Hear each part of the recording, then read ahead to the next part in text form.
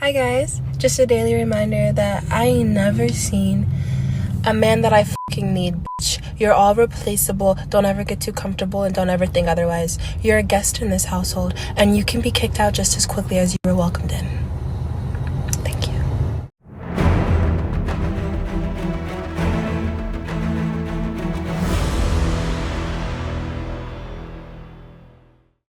Hipergamia, um termo forte, não é? Porque vai realmente falar das mulheres que trocam a sua dignidade por dinheiro, não é? E essa condição traz para o homem novos desafios. A gente tem que entender que nós estamos vivendo novos tempos e nesses novos tempos, novos desafios, principalmente para o homem, porque o homem foi instituído por Deus como liderança. Nossa vertente é cristã. A gente tem de conseguir tocar nesses temas para trazer à consciência, pelo menos de alguns homens, do valor, do poder que eles têm e desse valor ligado ao lado espiritual, a união dele, a junção dele, a união e junção do homem com Deus. Então já fica aqui nesse vídeo, já curte agora, já se inscreva, já ative o sininho. Vocês não sabem o quanto elas ajudam que essa mensagem chegue a outras pessoas. Para a gente falar da hipergamia e que hipergamia são mulheres que trocam a sua dignidade, seu valor por dinheiro, não é? É um tema. E os nossos temas aqui acabam que fica assim difícil para a gente. Essa palavra hipergamia, não é, dentro do sentido sexual, foi trazida pelos coaches de relacionamentos ligados ao movimento Red Pill.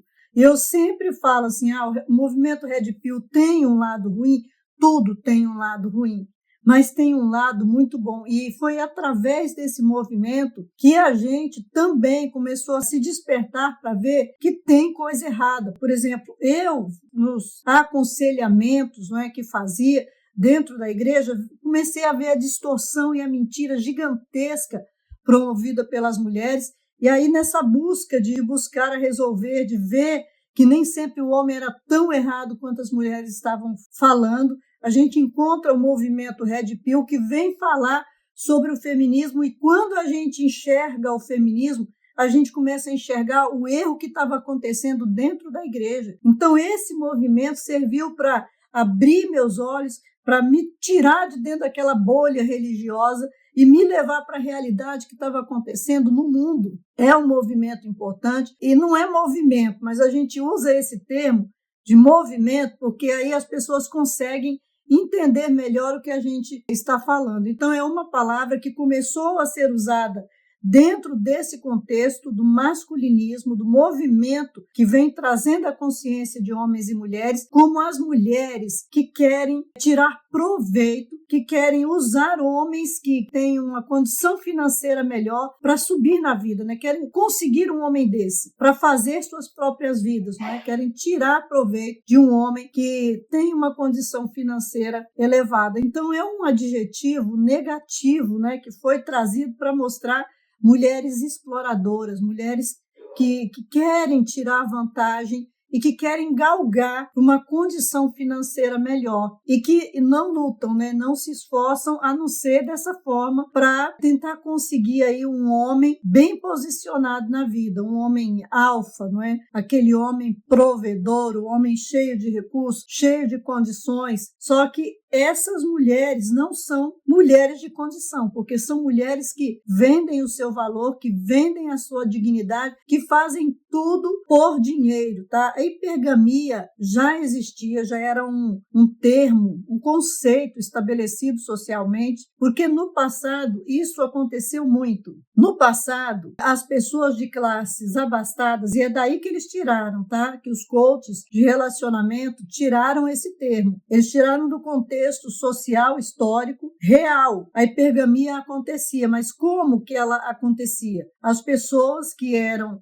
socialmente estabelecidas, se casavam entre si para manter ali as condições financeiras, não é? Para continuar crescendo, se desenvolvendo, ou casavam as filhas, os filhos, com pessoas de condição financeira melhor. Mas veja, no passado, dentro do contexto social, eram pessoas que já tinham algum recurso, não é? Que tinham condições sociais, que para manter casavam-se entre si, manter e multiplicar, ou casavam com pessoas ainda mais poderosas. Não eram pessoas sem valor, sem dignidade, que iam ir nessa carreira e nessa direção. Até porque seria muito difícil de conseguir, porque a hipergamia dessa forma social começou assim de modo até meio inconsciente. Meio não, inconsciente mesmo, né? Eles foram fazendo isso como uma forma de proteger o patrimônio, como forma de crescimento, até porque também os ideais se alinham. Essa condição foi importante socialmente para a humanidade, porque sim, ajudou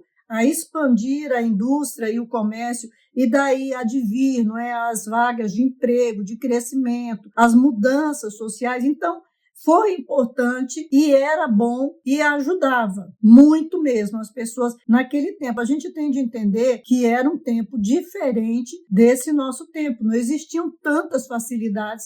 Então, as pessoas que tinham a veia empreendedora, que tinham essa mentalidade de crescimento, criavam mecanismos também para conseguir desenvolver crescimento. Então, a hipergamia, esse termo, vem desse conceito aí, desse ato social que acontecia no passado. Pessoas que casavam seus filhos com outras pessoas de um nível social igual ou maior. Mas no contexto agora, são mulheres que não têm nada, que vendem até sua dignidade. Por quê? Porque elas ficam na mão de um, de outro, buscando, não é? Correndo atrás ali de todos os homens que têm recursos para conseguir ver se casa, não é? Para conseguir estar com esses homens e fazer o que muitas vezes, muitas delas fazem. Fica ali 2, 3 anos, não é? 1 ano, depois já separa, arranja uma desculpa, uma mentira, aí põe uma MP em cima, separa e leva 50% do patrimônio do homem. Então, olha, a hipergamia, estou fazendo uma série sobre a hipergamia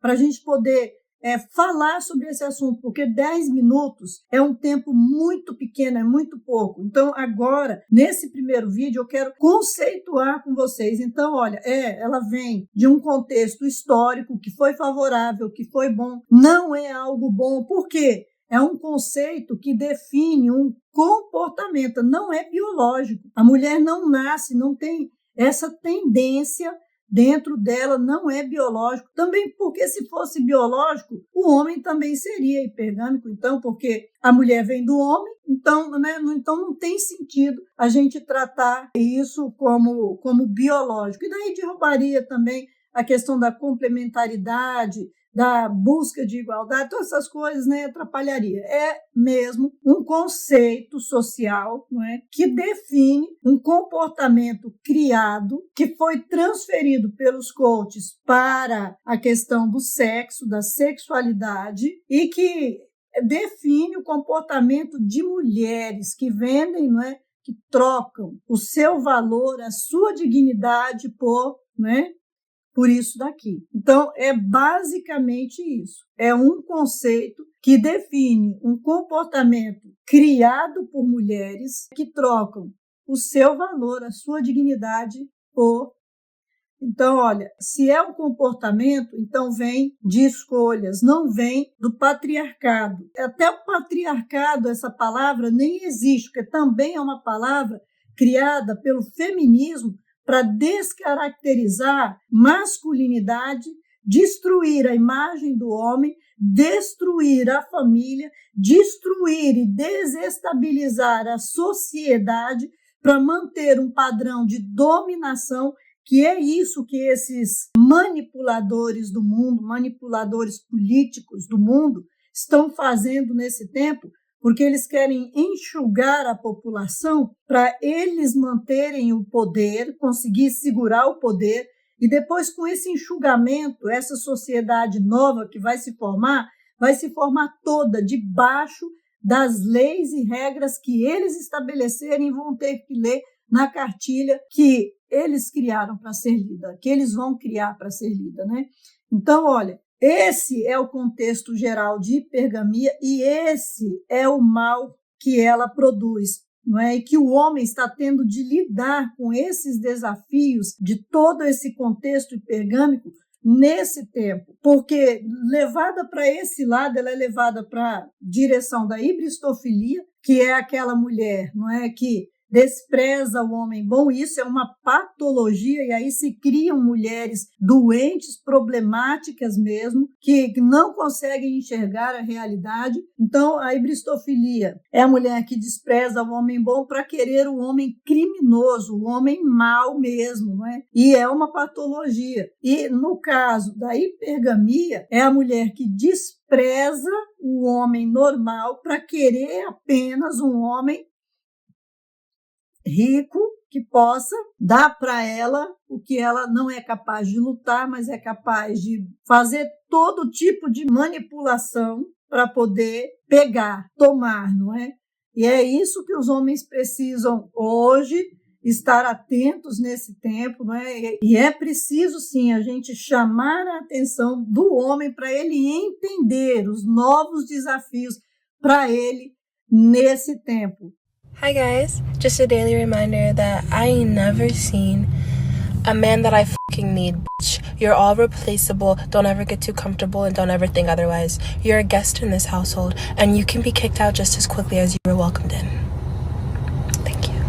O que vocês pensam sobre isso? Gostou dessa base aí do que é hipergamia? Já deixa aí seu comentário, não sai sem deixar seu comentário, também não sai sem conhecer o material poderoso que a gente tem, que eu creio que vai abrir seus olhos, seu coração, vai te trazer desenvolvimento pessoal, social e principalmente espiritual. E isso eu falo no sentido de homens e mulheres.